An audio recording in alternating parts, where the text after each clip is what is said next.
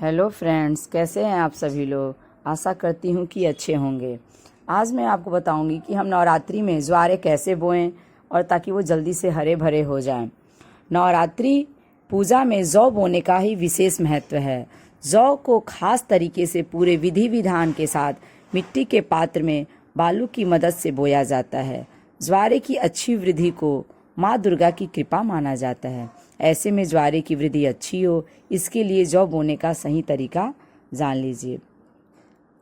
नवरात्रि में 9 दिनों की पूजा से पहले देवी दुर्गा का नाम लेते हुए कलश स्थापना करने और ज्वारे बोने की परंपरा है। ज्वारे बोने की सही विधि और नवरात्रि में ज्वारे बोने का क्या महत्व है, हम आपको बताएंगे। जौ बोते समय किन किन बातों का आप विशेष ध्यान रखें। पृथ्वी पर उगाई जाने वाली सबसे पहली फसल जौ को ही माना जाता है। पृथ्वी को माँ का दर्जा दिया गया है।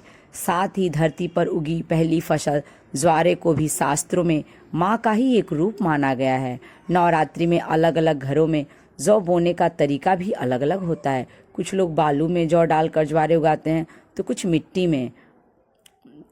अब हम आपको नवरात्रि में जौ बोने की विधि बताएंगे।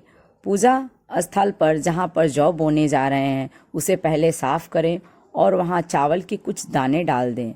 मिट्टी का एक शुद्ध पात्र लें, इसे स्वच्छ जल से साफ कर लें। अब इस पात्र में किसी पवित्र नदी की बालू डालें या बालू को अच्छी तरह से छान लें ताकि बालू में बड़े कंकड़ पत्थर न रह जाएं।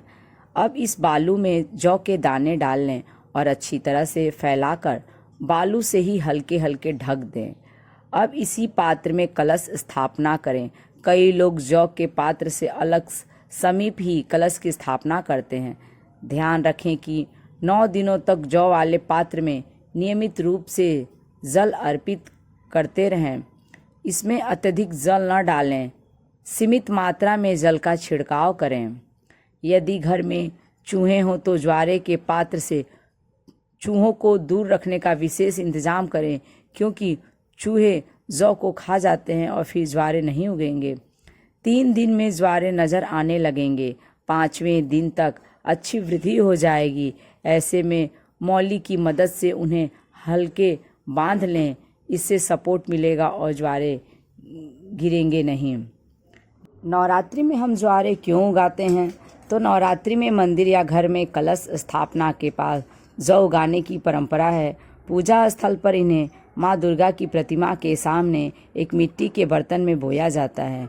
9 दिनों में से ये ज्वारे हरे भरे हो जाते हैं। 9 दिनों में जो खुशहाली व सुख समृद्धि का संकेत देते हैं।